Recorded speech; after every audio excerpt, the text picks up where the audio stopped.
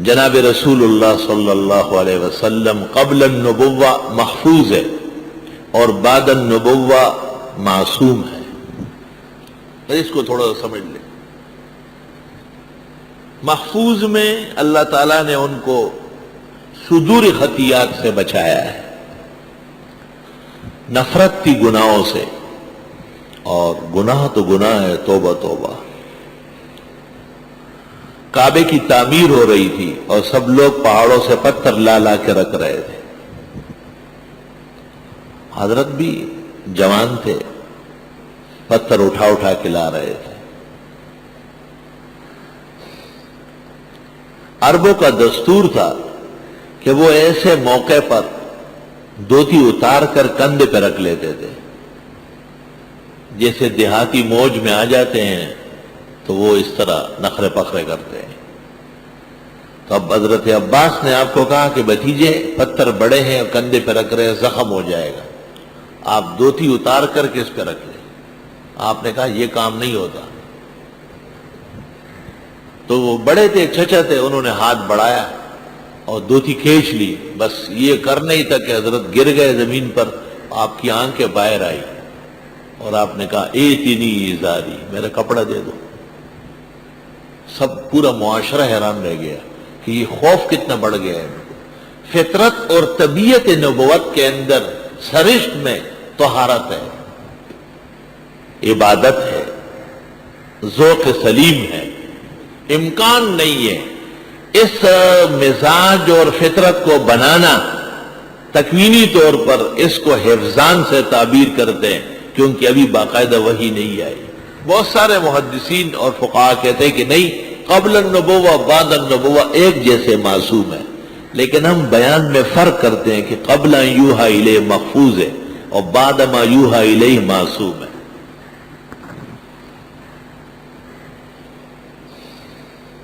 کیونکہ بہت بڑی امانت آپ کے حوالے ہونے والی تھی، قرآن مجید، پوری دنیا کے ایمان اور اس کی استعداد، اس لیے قبل النبوت محفوظ فرمائے گئے اور بعد النبوت معصوم بنائے گئے۔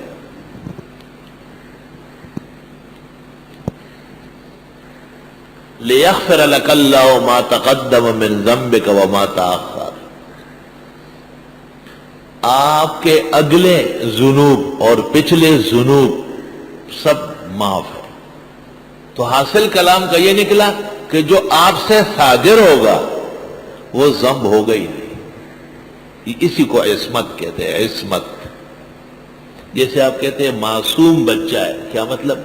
وہ تھپڑ بھی مارتا ہے، کبھی کبھی نازیبا کلمہ بھی کہہ دیتا ہے، آپ کہتے ہیں ہاں یہ تو معصوم ہے، اس کے ساتھ کیا حساب کرتے ہیں؟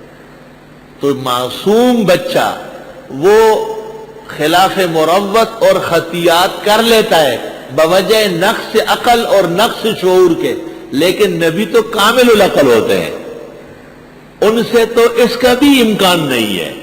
اور اطمینان کے لیے کہا گیا کہ جو آپ سے صادر ہوگا اگر وہ گناہ بھی ہوگا تو اس کو گناہ نہیں سمجھا جائے گا۔ اولئک الذین یبدل اللہ سیئاتہم حسنات۔ امت میں بھی ایسے افراد ہیں کہ اللہ ان کو انعام کے طور پر گناہوں کے بدلے میں نیکیوں کی توفیق دے، لیکن پیغمبر سے تو گناہ صادر ہی نہیں ہوتا۔ منع فرما دیا کہ صدور معصیت کا نہیں ہوگا۔ سب سے بڑا آدمی جن سے ایک بشری لغزش ہو گئی اور وہ جنت سے نکل کر زمین پر آئے، آدم علیہ السلام، لیکن ان کے بارے میں کیا ہے؟ نسی آدم بھول گئے۔ وَلَمْ نَجِدْ لَهُ عَزْمًا، ہم نے نہیں پایا کہ انہوں نے پختہ ارادہ کیا تھا گناہ کرنے کا۔ نسی آدم، نسیان طاری ہوا ہے۔ اللہ اکبر۔ یونس علیہ السلام کے لیے کہتے فَظَنَّ أَن لَّن نَّقْدِرَ عَلَيْهِ، حضرت نے خیال کیا کہ ہم ان کے ساتھ سختی نہیں کریں گے۔ إِنَّ رَبَّكَ يَبْسُطُ الرِّزْقَ لِمَن يَشَاءُ وَيَقْدِرُ، یہاں یہ معنی کریں گے۔ حضرت یونس نے خیال فرمایا کہ کافر قوم کو چھوڑ کر بغیر اذن اللہ کے یہاں جانے سے اللہ سختی نہیں فرمائیں گے، لیکن مقربان بیش بود حیرانی، ان کے ساتھ سختی کی گئی۔ اور فَالْتَقَمَهُ الْحُوتُ، مچھلی نے ان کو نگل لیا۔ انبیاء علیہ السلام سب کے سب معصوم ہیں گناہوں سے اور خطیات سے، صغائر سے بھی اور کبائر سے بھی۔